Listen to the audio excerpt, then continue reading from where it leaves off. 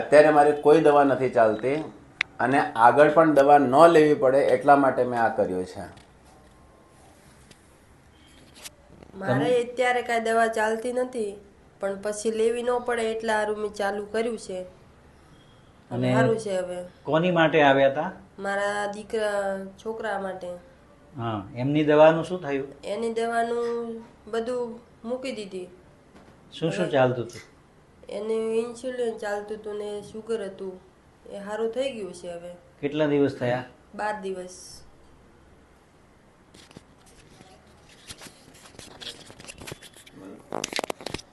હું અહીંયા આવી ત્યારે બહુ બધી મેડિસિન લેતી હતી. મેન હતું મારું પ્રેશર, થાઇરોઇડ, કોલેસ્ટ્રોલ, બધી દવાઓ ચાલતી હતી મારી. આયુર્વેદિક, હોમિયોપેથી બધામાં જઈ આવેલી.